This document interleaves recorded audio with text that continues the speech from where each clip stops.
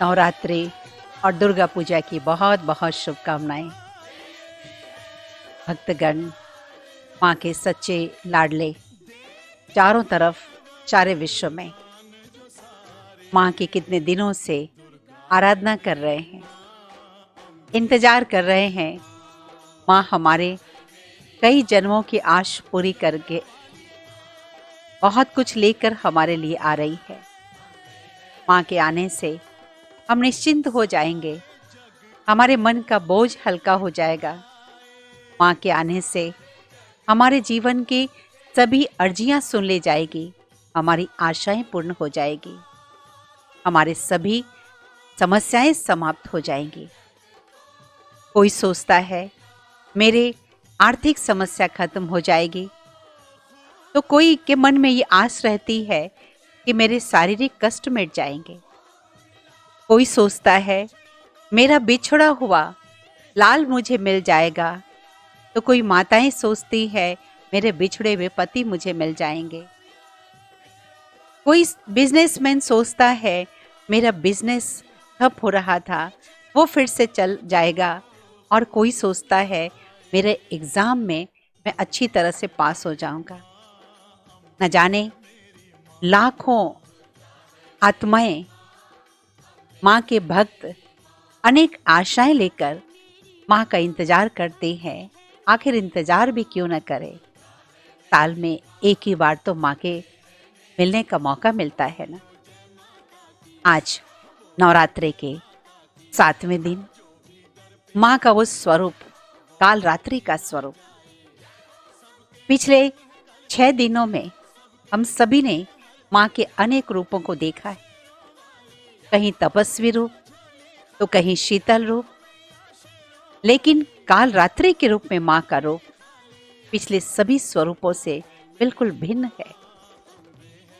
जैसे जैसे तपस्या की साधना, गुणों की साधना चलती जाती है, जीवन में उसका असर दिखने लग जाता है, तो धीरे धीरे वो असर एक विशेष रूप में उभर कर सामने आता है, और वो है माँ का काल रात्रि रूप। माँ का ये स्वरूप अत्यंत विकराल देखने में आ रहा है। देख रहे हैं हम सभी चित्र में विकराल रूप देखने में आ रहा है।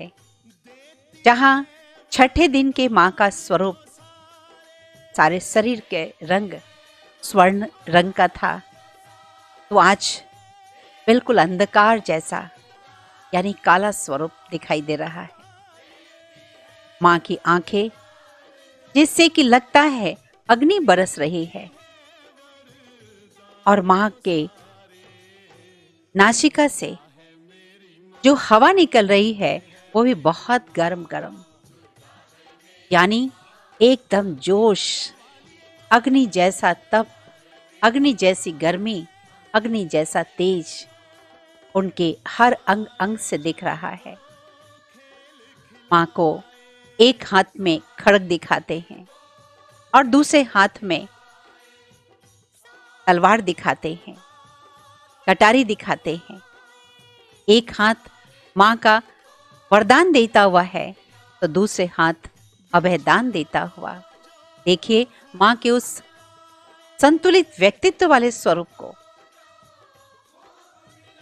दाहिने हाथ के तरफ दोनों हाथ में अस्त्र है, तो बाएं हाथ की तरफ दोनों हाथों में अभयदान और वरदान है। ये संतुलित व्यक्तित्व वाला रूप हम सभी अपने बच्चों को माँ बहुत प्रेरणा देकर बता रही है। ये व्यक्तित्व उनका हमें बहुत अधिक शिक्षा दे रहा है संतुलित जीवन, कि हमें अपने बुराइयों के प्रति कड़ा रुख अख्तियार करना चाहिए, पेश करना चाहिए। अपनी बुराइयों को संभाल के न रखें, क्योंकि दुश्मन तो हमारे अंदर है ना। हम दूसरों से शीतल व्यवहार करें, दूसरों से प्रेमपूर्ण व्यवहार करें, दूसरों से नम्रचित्त होकर व्यवहार करें, लेकिन कमजोरियां हमारे अंदर है, और यही कमजोरियां तो हमारे दुश्मन है ना। नवरात्रे ये हर दिन हमें यही बता रहे हैं हमें अंतर जगत की यात्रा पर ले जा रहे हैं। और गहराई से जाए, और गहराई से जाए, अपने को चेक करें। अपने अंदर जो भी कमियां दिखाई दे रही है, उसे अगर बदल सकता है कोई, तो सिर्फ मैं। मेरी कमी को दूसरा कोई नहीं मिटा सकता। दूसरा सहयोग दे सकता है, हाँ, दूसरा साथ दे सकता है, लेकिन करना मुझे है। क्योंकि आत्मा अपनी शत्रु भी स्वयं है, तो अपने मित्र भी स्वयं है। आत्मा जो कर के आ रही है वो आज पाती है, और आज जो कर रही है वो कल मिलेगा। यानी आत्मा अपनी उत्तराधिकारी भी है, तो अपना मित्र भी है। इस संपूर्ण सत्य को भगवान ने अर्जुन को भी समझाया था, और मां का ये विकराल स्वरूप भी हमें समझा रहा है। आज इस मां के संदेश को न समझने के कारण लोगों की अज्ञानता उसे बिल्कुल इसके विपरीत ले जाती है। अपनी बुराइयों के प्रति, अपनी कमजोरियों के प्रति व्यक्ति बहुत तरह के बहाने लगाता है, पैरवी करता है। मेरे में ये गलती नहीं है, मैंने ये भूल नहीं की। और अगर मानता भी है कि मैंने भूल की, तो कहेंगे इस कारण से किया, इस परिस्थिति से किया। यानी सारी अपनी बुद्धि से तर्क वितर्क अपने बचाव के लिए मनुष्य कर लेता है, और छोटी छोटी बातों के कारण भी दोष दूसरों को देकर खुद अपने आप के अवगुणों को अंदर ही अंदर पनपने देता है। आखिर अशांति और दुख का कारण क्या है? उसके अपने ही अवगुण तो सही।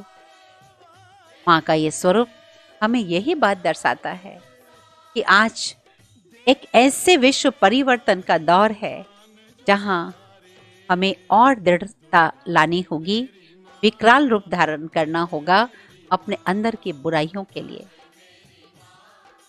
इसे ऐसे ही नहीं छोड़ दे, क्योंकि देर काल का नाम है। कल करेंगे, कल कभी भी नहीं आता है। कल करे सो आज कर, आज करे सो अब। और इसलिए मां की सवारी देखिए कितनी वंडरफुल है। गधे की सवारी। गधा वैसे तो एक जानवर है और बहुत सारी उसके अंदर विशेषताएं हैं। इतना बोझ होता है, सीधा साधा है। लेकिन यहाँ गधा शब्द जब हम यूज करते हैं तो हम मनुष्य की ऐसी मनोवृत्ति के समय गधा शब्द यूज करते हैं जब उसे कितना भी समझाओ, लेकिन वो फिर भी करता वही है जो पहले करता आया है। हम सभी कई बार अपनी गलती को या तो स्वीकार करते नहीं हैं, और या करते भी हैं तो भी कहते ठीक है, सॉरी, कल से ठीक करेंगे, और फिर वैसे ही करते हैं। बार बार अपने जीवन में भूलें करते रहते। हम सभी चेक करें, जिस अपनी गलती से हम स्वयं परेशान हैं, जिस गलती से हमसे दूसरे परेशान हैं, जिस गलती से हमने फील किया है कि मुझे ऐसा नहीं करना चाहिए, और जिस गलती को करते समय, करने के पहले भी हमारे अंतरात्मा ने हमें अनेक बार आवाज दी है कि हमें ऐसा नहीं करना चाहिए। निष्पक्ष भावना से अपने अंदर झांक कर देखें, कितनी बार ऐसा आपने अंतरात्मा की आवाज को अनसुना किया होगा। कितनी बार ऐसा मन से या मुख से किसी को सॉरी कहा होगा।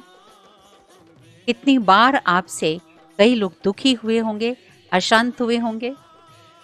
कितनी बार आपकी गलती के कारण आपके स्वास्थ्य को नुकसान पहुंचा होगा।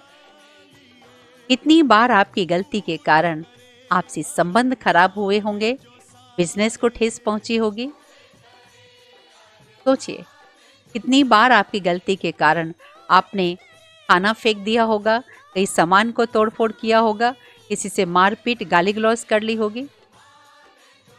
अब और अपने आप को माफ न करें, दृढ़ संकल्प धारण करें, विकराल रूप धारण करें, लेकिन सावधान, वो विकराल रूप केवल अपने अवगुण के प्रति। आइए मां के स्वरूप को, इन गुणों को प्रेरणा लेकर हम अपने जीवन में धारण करें, और फिर स्थापित किए हुए कलश में और संकल्प, दृढ़ संकल्प का जल दें। आइए कदम बढ़ाएं अपने विजयदशमी की ओर बहुत बहुत शुभकामनाएं। इस 7वें नवरात्रि दिवस की बहुत बहुत शुभकामनाएं आपका, आपके परिवार का, आपके पड़ोसियों का, आपके समाज और देश और विश्व का मंगलमय हो। नवरात्रि।